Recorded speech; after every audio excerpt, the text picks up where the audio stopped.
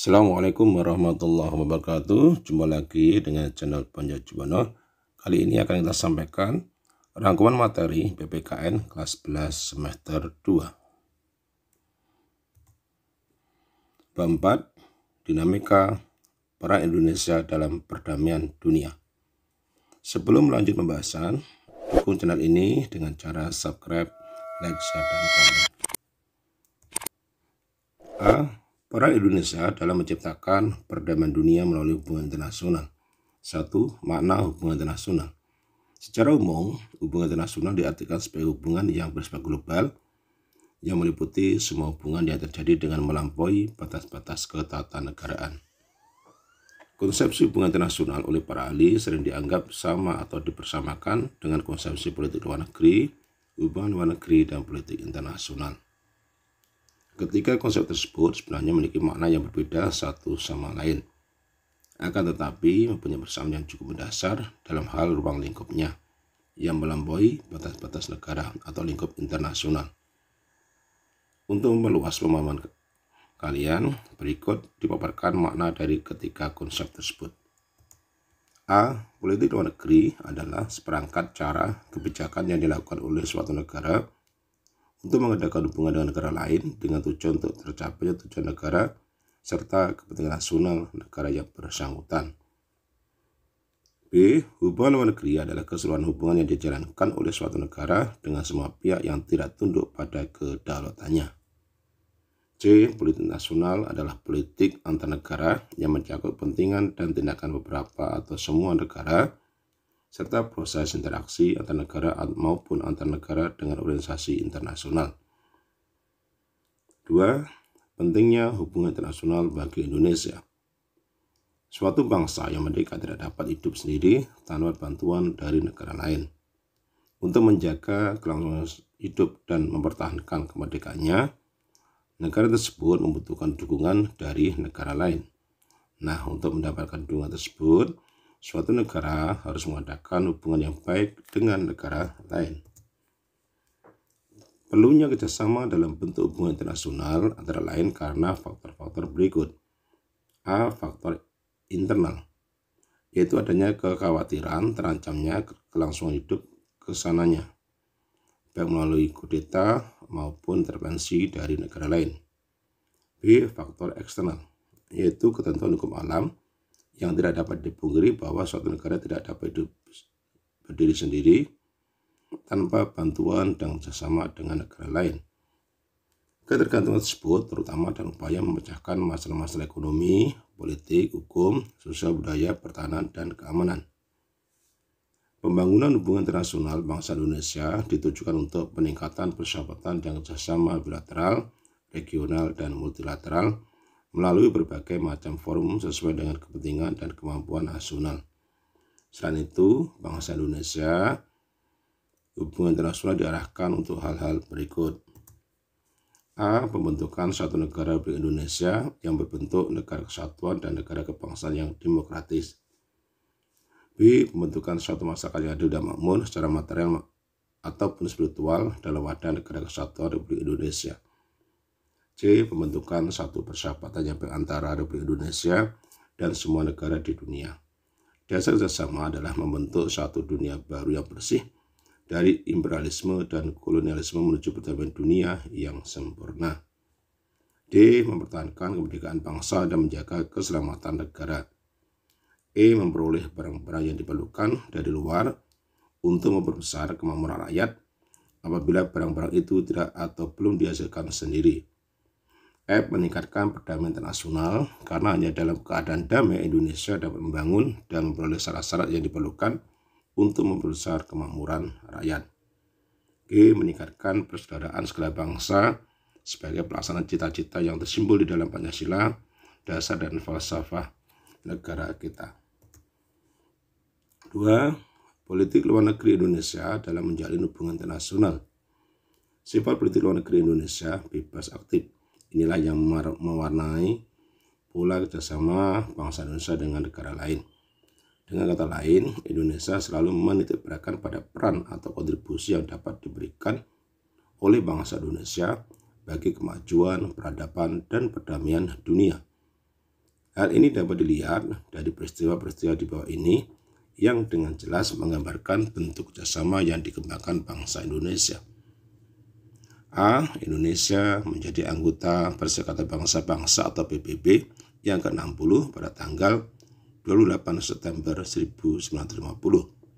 Meskipun pernah keluar dari keanggotaan PBB pada tanggal 7 Januari 1965 sebagai bentuk protes atas diterimanya Malaysia menjadi anggota tidak tetap Dewan Keamanan PBB, akan tetapi pada tanggal 28 September 1966 Indonesia masuk kembali menjadi anggota PBB dan tetap sebagai anggota yang ke-60. B. Memperkasai penyelenggaraan Konferensi Asia Afrika atau KAA pada tahun 1955 yang melahirkan semangat dan solidaritas negara-negara Asia Afrika yang kemudian melahirkan Dasila Bandung. C. Keaktifan Indonesia sebagai salah satu pendiri Gerakan Negara Non-Blok atau GNB pada tahun 1961. Bahkan pada tahun 1992 dalam konferensi negara-negara non-blok yang berlangsung di Jakarta, Indonesia ditunjuk menjadi ketua GNB. Melalui GNB ini secara langsung Indonesia telah turut serta meredakan ketegangan perang dingin antara blok barat dan blok timur. D. Terlibat langsung dalam misi perdamaian Dewan Keamanan PBB dengan mengirimkan pasukan Garuda ke negara-negara yang dilanda konflik seperti Kongo, Vietnam, Kamboja, Bosnia, dan sebagainya. Bahkan pada tahun 2007, Indonesia ditetapkan menjadi anggota tidak tetap Dewan Keamanan PBB. E. Indonesia menjadi salah satu pendiri ASEAN, Association of Southeast Asian Nations, yaitu organisasi negara-negara di kawasan Asia Tenggara. Bahkan Sekretariat Jenderal ASEAN berada di Jakarta. F. Ikut serta dalam setiap pesta olahraga internasional mulai dari SEA Games, Asian Games, Olimpiade, dan sebagainya. G. Indonesia aktif juga dalam beberapa organisasi internasional lainnya, misalnya Organisasi Konferensi Islam, OKI, Organisasi Negara-Negara Pengekspor Minyak OPEC, dan Kerjasama Ekonomi Asia Pasifik atau APEC. A. Menyelenggarakan hubungan diplomatik dengan berbagai negara yang ditandai dengan pertukaran perwakilan diplomatik dengan negara yang bersangkutan. Sampai saat ini Indonesia sudah menjalin kerjasama bilateral dengan 162 negara. Sebagai wujud dari hal tersebut, di negara kita terdapat kantor kedutaan besar dan konsulat jenderal negara lain. Begitu juga dengan kantor kedutaan besar dan konsulat jenderal negara kita yang terdapat di negara lain. B. Peran Indonesia dalam menciptakan perdamaian dunia melalui organisasi internasional. 1. Peran Indonesia di Perserikatan Bangsa-Bangsa atau PBB. Sebagai negara anggota PBB, Indonesia terdaftar dalam beberapa lembaga di bawah naungan PBB, misalnya ECOSOC, Dewan Ekonomi dan Sosial, ILO, Organisasi Buruh Internasional, maupun di FAO atau Organisasi Pangan dan Pertanian. Salah satu prestasi Indonesia di PBB adalah saat Menteri Luar Negeri Adam Malik menjabat sebagai Ketua Sidang Majelis Umum PBB untuk masa sidang tahun 1974. Indonesia juga terlibat langsung dalam pasukan perdamaian PBB. Dalam hal ini, Indonesia mengirimkan pasukan Garuda untuk mengemban misi perdamaian PBB di berbagai negara yang mengalami konflik. Pencapaian Indonesia di Dewan Keamanan PBB adalah ketika pertama kali terpilih sebagai anggota tidak tetap Dewan Keamanan PBB periode 1974 sampai 1975. Indonesia terpilih untuk kedua kalinya menjadi anggota tidak tetap Dewan Keamanan PBB untuk periode 1995 sampai 1996. Dalam keanggotaan Indonesia di Dewan Keamanan PBB pada periode tersebut, Indonesia merupakan salah satu anggota pertama Dewan HAM dari 47 negara anggota PBB lainnya yang dipilih pada tahun 2006. Indonesia kemudian terpilih kembali menjadi anggota Dewan HAM untuk periode 2007-2010 melalui dukungan 165 suara negara anggota PBB. 2. Peran Indonesia di ASEAN. Indonesia sangat berperan dalam organisasi ASEAN sebagai sesama negara dalam satu kawasan, satu ras, satu rumpun. Hubungan negara-negara di Asia Tenggara seperti layaknya kakak beradik. Menyadari akan hal itu, Indonesia menjadi salah satu negara pemrakarsa berdirinya ASEAN. Peran Indonesia dalam ASEAN hingga saat ini tidak pernah surut. Bahkan ASEAN menjadi prioritas utama dalam politik luar negeri Indonesia. Indonesia selalu aktif berpartisipasi dalam setiap penyelenggaraan konferensi tingkat tinggi atau KTT atau pertemuan-pertemuan ASEAN. Indonesia sering menjadi tuan rumah dalam acara-acara penting ASEAN. Negara-negara ASEAN menyepakati gedung Sekretariat ASEAN bertempat di Jakarta. Di gedung inilah Sekretaris Jenderal ASEAN bertugas. 3 orang tokoh dari Indonesia yang pernah menjabat sebagai Sekretaris Jenderal ASEAN adalah A.R. Darsono 1977-1978, Marjati Nyoto Wiono 1978 sampai 1979, dan Rusdi Nur 1989 sampai 1992. 3. Peran serta Indonesia dalam gerakan non-blok. Bagi Indonesia, gerakan non-blok atau GMB merupakan wadah yang tepat bagi negara-negara berkembang untuk memperjuangkan cita-citanya, dan untuk itu Indonesia senantiasa berusaha secara konsisten dan aktif membantu berbagai upaya ke arah pencapaian tujuan dan prinsip-prinsip gerakan non-blok. GNB mempunyai arti yang khusus bagi bangsa Indonesia yang dapat dikatakan lahir sebagai negara netral yang tidak memihak. Hal tersebut tercermin dalam pembukaan Undang-Undang Dasar Negara Republik Indonesia tahun 1945 yang menyatakan bahwa kemerdekaan adalah hak segala bangsa, dan oleh sebab itu maka penjajahan di atas dunia harus dihapuskan karena tidak sesuai dengan pri kemanusiaan dan pri keadilan. Selain itu, diamanatkan pula bahwa Indonesia sesuai dengan politik luar negeri yang bebas dan aktif. Indonesia memilih untuk menentukan jalan sendiri dalam upaya membantu tercapainya perdamaian dunia dengan mengadakan persahabatan dengan segala bangsa. Sebagai perwujudan dari politik luar negeri yang bebas dan aktif, selain sebagai salah satu negara pendiri GNB, Indonesia juga senantiasa setia dan memegang teguh prinsip-prinsip dan aspirasi GNB. Sikap ini secara konsisten ditunjukkan Indonesia dalam kiprahnya pada masa kepemimpinan Indonesia pada tahun 1992 sampai 1995. Berikutnya, bab 5, mewaspadai ancaman terhadap Negara Kesatuan Republik Indonesia. A. Menelaah ancaman terhadap integrasi nasional. Posisi strategis negara Indonesia. A. Penduduk Indonesia berada di antara daerah berpenduduk padat di utara dan daerah berpenduduk jarang di selatan. B. Ideologi Indonesia terletak antara komunisme di utara dan liberalisme di selatan. C. Demokrasi Pancasila berada di antara demokrasi rakyat di utara, Asia daratan bagian utara, dan demokrasi liberal di selatan.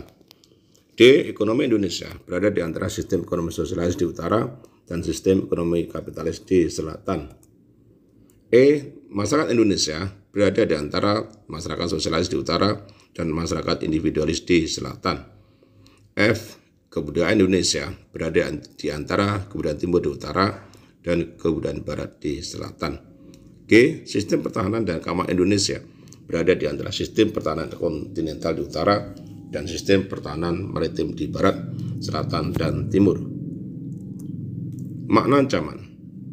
Ancaman adalah usaha yang bersifat mengubah atau merubah kebijaksanaan yang dilakukan secara konsepsional dalam arti terencana dan terarah, baik melalui tindak kriminal maupun politis. Ancaman dibedakan menjadi dua, yakni ancaman militer dan ancaman non-militer. Ancaman militer adalah ancaman yang menggunakan kekuatan bersenjata yang terorganisasi yang dinilai mempunyai kemampuan yang membahayakan kedaulatan negara, keutuhan wilayah negara, dan keselamatan segenap bangsa. Sedang ancaman non-militer adalah ancaman yang tidak menggunakan kekuatan bersenjata, namun jika tetap dibiarkan akan merugikan negara, bahkan dapat membahayakan negara. Ancaman ini berdimensi pada ideologi, politik, ekonomi, sosial budaya, teknologi, informasi, dan keselamatan umum. 1. Ancaman di bidang ideologi. Apakah ancaman terhadap Pancasila hanya dari komunisme? Tentu saja tidak. Bangsa Indonesia belum sepenuhnya terbebas dari pengaruh paham lainnya, misalnya pengaruh liberalisme. Saat ini, kehidupan masyarakat Indonesia cenderung mengarah pada kehidupan liberal yang menekankan beraspek kebebasan individual. Sebenarnya, liberalisme yang disokong oleh Amerika Serikat tidak hanya mempengaruhi bangsa Indonesia, akan tetapi hampir semua negara di dunia. Hal ini sebagai akibat dari era globalisasi. Globalisasi ternyata mampu meyakinkan masyarakat Indonesia bahwa liberalisme dapat membawa manusia ke arah kemajuan dan kemakmuran. Tidak jarang hal ini mempengaruhi pikiran masyarakat Indonesia untuk tertarik pada ideologi tersebut. Akan tetapi pada umumnya pengaruh yang diambil justru yang bernilai negatif. Misalnya gaya hidup yang diliputi kemewahan, pergaulan bebas, dan sebagainya. Hal tersebut tentu saja apabila tidak diatasi akan menjadi ancaman bagi kepribadian bangsa Indonesia yang sesungguhnya. 2. Ancaman di bidang politik. Ancaman di bidang politik dapat bersumber dari luar negeri maupun dalam negeri. Dari luar negeri, ancaman di bidang politik dilakukan oleh suatu negara dengan melakukan tekanan politik terhadap Indonesia. Intimidasi, provokasi, atau blokade politik merupakan bentuk ancaman non-militer berdimensi politik yang seringkali digunakan oleh pihak-pihak lain untuk menekan negara lain. Kedepan, bentuk ancaman yang berasal dari luar negeri diperkirakan masih berpotensi terhadap Indonesia. Untuk itu diperlukan peran dari fungsi pertahanan militer untuk menghadapinya. Ancaman yang berdimensi politik yang bersumber dari luar negeri dapat berupa penggunaan kekuatan dalam bentuk pengerahan massa untuk menumbangkan pemerintah yang berkuasa. Bentuk lain yang digunakan adalah menggalang kekuatan politik untuk melemahkan kekuasaan pemerintah. Selain itu, ancaman separatisme merupakan bentuk lain dari ancaman politik yang timbul dari dalam negeri. Sebagai bentuk ancaman politik, separatisme dapat menempuh pola perjuangan politik tanpa senjata dan perjuangan bersenjata. Pola perjuangan tidak bersenjata sering ditempuh untuk menarik simpati masyarakat internasional. Oleh karena itu, separatisme sulit dihadapi dengan menggunakan kekuatan militer. Hal ini membuktikan bahwa ancaman di bidang politik memiliki tingkat risiko yang besar yang dapat mengancam kedaulatan, keutuhan, dan keselamatan bangsa. 3. Ancaman di bidang ekonomi. A. Indonesia akan dibanjiri oleh barang-barang dari luar negeri seiring dengan adanya perdagangan bebas yang tidak mengenal adanya batas-batas negara. Hal ini mengakibatkan semakin terdesaknya barang-barang lokal terutama yang tradisional karena kalah bersaing dengan barang-barang dari luar negeri. B. Cepat atau lambat, perekonomian negara kita akan dikuasai oleh pihak asing seiring dengan semakin mudahnya orang asing menanamkan modalnya di Indonesia. Pada akhirnya, mereka dapat mendikte atau menekan pemerintah atau bangsa kita. Dengan demikian, bangsa kita akan dijajah secara ekonomi oleh negara investor. C. Timbulnya kesenjangan sosial yang tajam sebagai akibat dari adanya persaingan bebas. Persaingan bebas tersebut akan menimbulkan adanya pelaku ekonomi yang kalah dan yang menang. Pihak yang menang akan dengan leluasa memonopoli pasar, sedangkan yang kalah akan menjadi penonton yang senantiasa tertindas. D. Sektor-sektor ekonomi rakyat yang diberikan subsidi semakin berkurang, koperasi semakin sulit berkembang, dan penyerapan tenaga kerja dengan pola padat karya semakin ditinggalkan, sehingga angka pengangguran dan kemiskinan sulit dikendalikan. E. Memperburuk prospek pertumbuhan ekonomi jangka panjang. Apabila hal-hal yang dinyatakan di atas berlaku dalam suatu negara, maka dalam jangka pendek pertumbuhan ekonominya menjadi tidak stabil. Dalam jangka panjang, pertumbuhan yang seperti ini akan mengurangi lajunya pertumbuhan ekonomi. 4. Ancaman di bidang sosial budaya. A. Munculnya gaya hidup konsumtif yang selalu mengkonsumsi barang-barang dari luar negeri. B. Munculnya sifat hedonisme, yaitu kenikmatan pribadi dianggap sebagai suatu nilai hidup tertinggi. Hal ini membuat manusia suka memaksakan diri untuk mencapai kepuasan dan kenikmatan pribadi tersebut, meskipun harus melanggar norma-norma yang berlaku di masyarakat, seperti mabuk-mabukan, pergaulan bebas, foya-foya, dan sebagainya. C. Adanya sikap individualisme, yaitu sikap selalu mementingkan diri sendiri serta memandang orang lain tidak ada dan tidak bermakna. Sikap seperti ini dapat menimbulkan ketidakpedulian terhadap orang lain, misalnya sikap selalu mengadik, pengemis, pengamen, dan sebagainya. D. Munculnya gejala westernisasi, yaitu gaya hidup yang selalu berorientasi pada budaya barat tanpa diseleksi terlebih dahulu. seperti meniru model pakaian yang biasa dipakai orang-orang barat, yang sebenarnya bertentangan dengan nilai dan norma-norma yang berlaku, misalnya memakai rok mini, lelaki memakai anting-anting, dan sebagainya. Semakin memudarnya semangat gotong royong, solidaritas, kepedulian, dan kesetiakawanan sosial. Semakin lunturnya nilai-nilai keagamaan dalam kehidupan bermasyarakat. 5. Ancaman di bidang pertahanan dan keamanan. Wujud ancaman di bidang pertahanan dan keamanan pada umumnya berupa ancaman militer. Ancaman militer adalah ancaman yang menggunakan kekuatan bersenjata dan terorganisasi yang dinilai mempunyai kemampuan membahayakan kedaulatan negara, keutuhan wilayah, dan keselamatan segenap bangsa. Ancaman militer dapat berupa agresi atau invasi, pelanggaran wilayah, pemberontakan bersenjata, sabotase, spionase, aksi teror bersenjata, ancaman keamanan laut dan udara. B. Strategi mengatasi kasus-kasus ancaman terhadap ideologi, politik, ekonomi, sosial, budaya, dan pertahanan keamanan dalam bingkai Bhinneka Tunggal Ika. 1. Strategi mengatasi ancaman di bidang ideologi dan politik. A. Mengembangkan demokrasi politik. B. Mengaktifkan peran masyarakat sipil dalam arena politik. C. Mengadakan reformasi lembaga-lembaga politik agar menjalankan fungsi dan perannya secara baik dan benar. D. Memperkuat kepercayaan rakyat dengan cara menegakkan pemerintahan yang bersih dan berwibawa. Menegakkan supremasi hukum. Memperkuat posisi Indonesia dalam kancah politik internasional. 2. Strategi mengatasi ancaman di bidang ekonomi. A. Sistem ekonomi dikembangkan untuk memperkuat produksi domestik bagi pasar dalam negeri sehingga dapat memperkuat perekonomian rakyat. B. Pertanian dijadikan prioritas utama karena mayoritas penduduk Indonesia bermata pencarian sebagai petani. Industri-industri haruslah menggunakan bahan baku dalam negeri sehingga tidak bergantung impor dari luar negeri. C. Perekonomian berorientasi pada kesejahteraan rakyat. Artinya, segala sesuatu yang menguasai hajat hidup orang banyak harus terjangkau oleh daya beli masyarakat.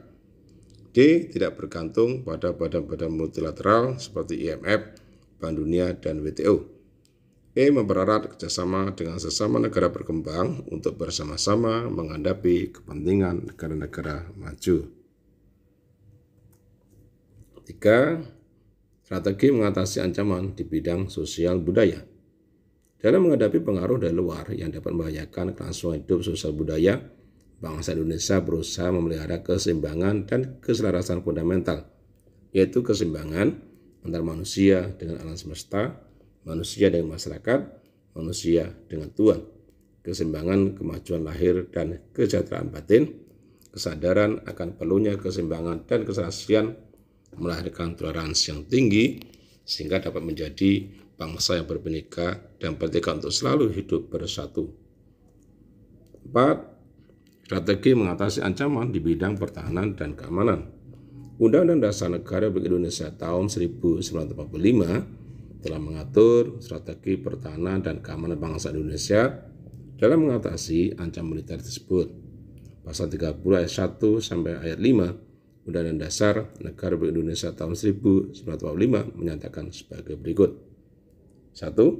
Tiap-tiap warga negara berhak dan wajib ikut serta dalam usaha pertahanan dan keamanan negara.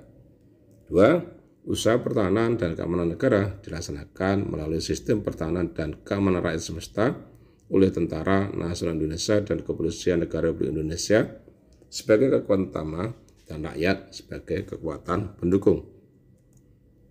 3. Tentara Nasional Indonesia terdiri atas Angkatan Darat, Angkatan Laut, dan Angkatan Udara sebagai alat negara bertugas mempertahankan, melindungi, dan memelihara keutuhan dan kedaulatan negara. 4. Kepolisian Negara Republik Indonesia sebagai alat negara yang menjaga keamanan dan ketertiban masyarakat, bertugas melindungi, mengayomi, melayani masyarakat, serta menegakkan hukum. 5. Susunan dan kedudukan Tentara Nasional Indonesia, Kepolisian Negara Republik Indonesia, hubungan kewenangan Tentara Nasional Indonesia dan Kepolisian Negara Republik Indonesia di dalam menjalankan tugasnya, syarat-syarat keikutsertaan warga negara, dalam usaha pertahanan dan keamanan negara, serta hal-hal yang terkait dengan pertahanan dan keamanan diatur dengan undang-undang. Sistem pertahanan dan keamanan yang bersifat semesta merupakan pilihan yang paling tepat bagi pertahanan Indonesia yang diselenggarakan dengan keyakinan pada kekuatan sendiri serta berdasarkan atas hak dan kewajiban warga negara dalam usaha pertahanan negara. Sistem pertahanan dan keamanan negara yang bersifat semesta berjadikan sebagai berikut. A. Kerakyatan, yaitu orientasi pertahanan dan keamanan negara diabdikan oleh dan untuk kepentingan seluruh rakyat. B. Kesemestaan, yaitu seluruh sumber daya nasional didayagunakan bagi upaya pertahanan. C. Kewilayahan, yaitu gelar kekuatan pertahanan dilaksanakan secara menyebar di seluruh wilayah negara kesatuan Republik Indonesia sesuai dengan kondisi geografi sebagai negara kepulauan. Berikutnya, bab 6, memperkukuh persatuan dan kesatuan bangsa dalam negara kesatuan Republik Indonesia. A. Makna persatuan dan kesatuan bangsa. Persatuan secara sederhana berarti gabungan, ikatan, kumpulan, dan sebagainya dari beberapa bagian menjadi sesuatu yang utuh. Atau dengan kata lain, persatuan itu berkonotasi disatukannya bermacam-macam corak yang beragam ke dalam suatu kebulatan yang utuh. Konsep bangsa dalam substansi ini adalah bangsa Indonesia, yaitu bangsa yang menghuni wilayah Nusantara dari Sabang sampai Merauke. Dengan demikian, persatuan bangsa mengandung pengertian persatuan bangsa Indonesia yang menghuni wilayah Nusantara. Konsep kesatuan yang kita anut meliputi aspek alamiah, itu konsep kewilayahan, dan aspek sosial, politik, sosial, budaya, ekonomi, pertahanan, dan keamanan. Kesatuan wilayah darat, laut, dan udara, kebulatan ini sesuai dengan politik kewilayahan yang kita anut, yakni wawasan Nusantara. Berdasarkan konsep wawasan Nusantara, negara kita memiliki karakteristik berikut. 1. Negara kepulauan yang pengertiannya adalah suatu wilayah lautan yang ditaburi pulau-pulau besar dan kecil. 2. Konsep utamanya adalah manunggalnya wilayah laut, darat dengan wilayah udara. 3. Laut atau perairan merupakan wilayah pokok, bukan merupakan pelengkap. 4. Laut merupakan bagian tidak terpisahkan dari daratan, bukan pemisah antara daratan dan pulau yang satu dengan yang lainnya. Dalam aspek sosial, kesatuan tersebut diwujudkan dalam beberapa aspek kehidupan berikut. 1. Perwujudan Kepulauan Nusantara sebagai satu kesatuan politik yang meliputi A. Bahwa keutuhan wilayah nasional dengan segala isi dan kekayaannya merupakan satu kesatuan wilayah, wadah, ruang hidup, dan kesatuan mitra seluruh bangsa, serta menjadi modal dan milik bersama bangsa. B. Bahwa bangsa Indonesia yang terdiri dari berbagai suku dan berbicara dalam berbagai bahasa daerah, memeluk dan meyakini berbagai agama dan kepercayaan terhadap Tuhan Yang Maha Esa, harus merupakan satu kesatuan bangsa yang pula dalam arti yang seluas-luasnya. C. Bahwa secara psikologis bangsa Indonesia harus merasa satu, senasib, sepenanggungan, sebangsa dan setanah air, serta mempunyai satu tekad dalam mencapai cita-cita bangsa. D. Bahwa Pancasila adalah satu-satunya falsafah serta ideologi bangsa dan negara yang melandasi, membimbing, dan mengarahkan bangsa menuju tujuannya. E. Kehidupan politik seluruh wilayah Nusantara merupakan satu kesatuan politik yang diselenggarakan berdasarkan Pancasila, Undang-Undang Dasar Negara Republik Indonesia tahun 1945. F. Bahwa seluruh kepulauan Nusantara merupakan kesatuan hukum dalam arti bahwa hanya ada satu hukum yang mengabdi kepada kepentingan nasional.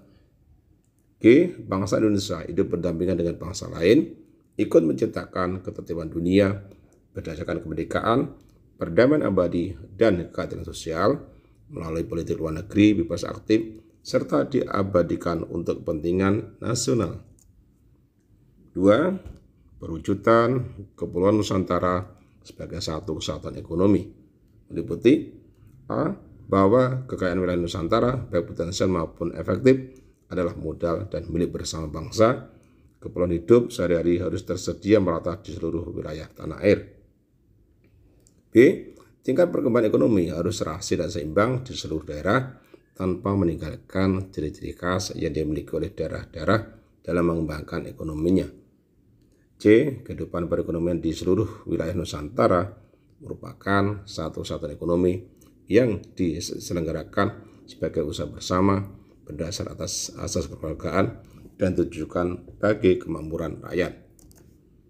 3. Perwujudan Kepulauan Nusantara sebagai satu kesatuan sosial budaya yang meliputi A. Bahwa masyarakat Indonesia adalah satu. Kehidupan bangsa harus merupakan kehidupan yang serasi dengan tingkat kemajuan masyarakat yang sama, merata dan seimbang, serta adanya keselarasan kehidupan yang sesuai dengan kemajuan bangsa. B.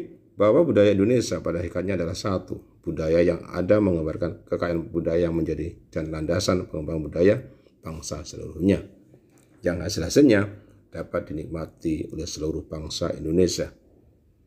4. Perwujudan Kepulauan Nusantara sebagai satu kesatuan pertahanan dan keamanan meliputi A. Bahwa ancaman terhadap suatu daerah pada hakikatnya merupakan ancaman bagi seluruh bangsa dan negara. B. Bahwa tiap-tiap warga negara mempunyai hak dan kewajiban yang sama di dalam pembelaan negara. B.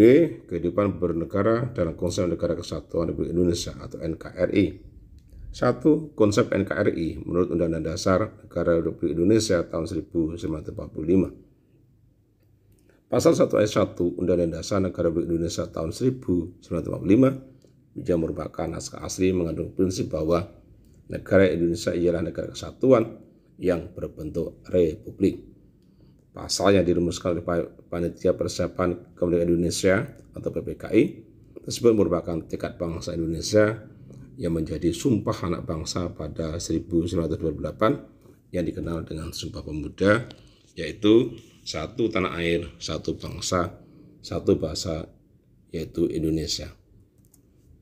Bentuk negara kesatuan dipandang paling tepat untuk mewadahi ide persatuan sebuah bangsa yang majemuk ditinjau dari berbagai latar belakang sebagai dasar pemikiran.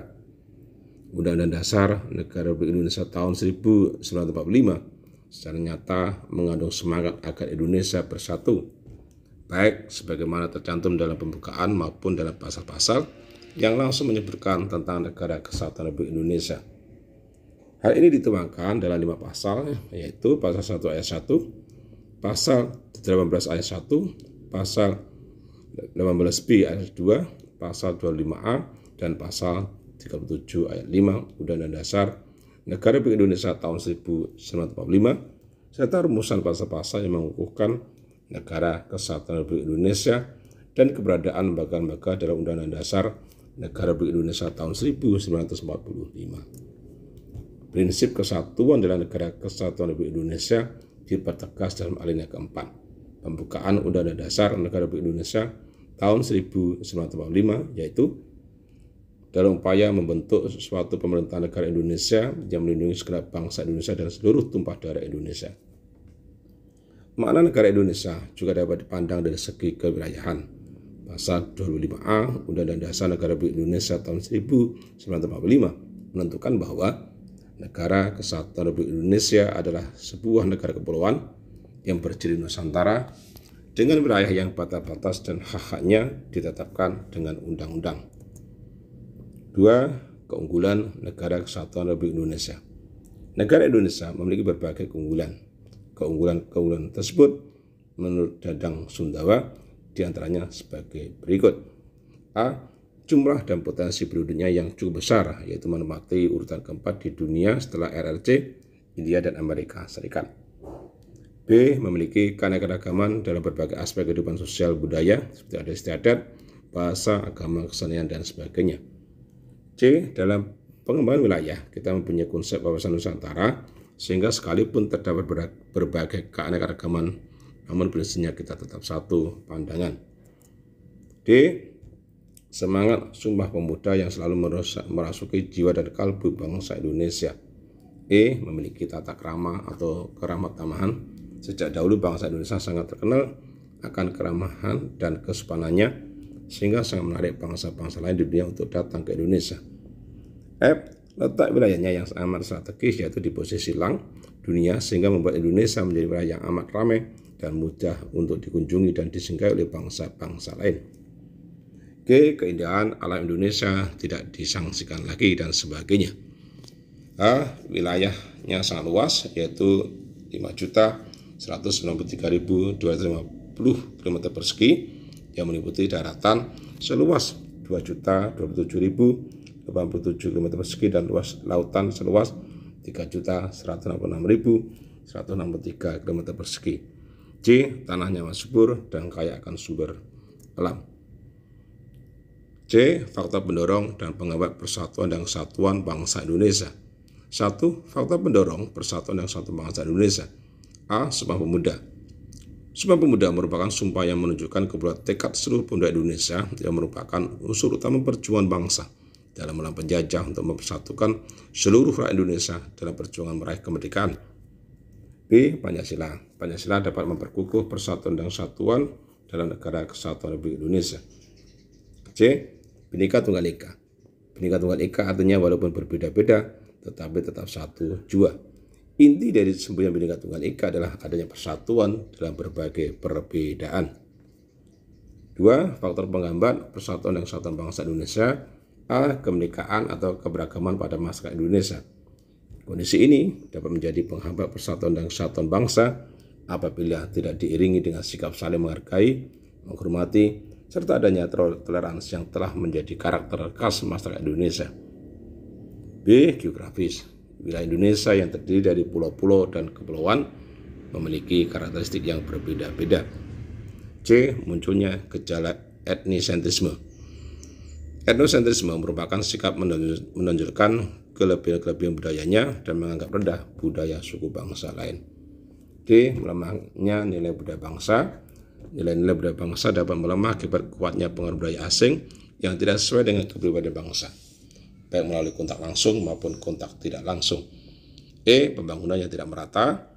Proses pembangunan yang terpusat di wilayah tertentu dapat menimbulkan kesenjangan dalam berbagai bidang. Demikian yang dapat saya sampaikan. Terima kasih, semoga bermanfaat. Assalamualaikum warahmatullahi wabarakatuh.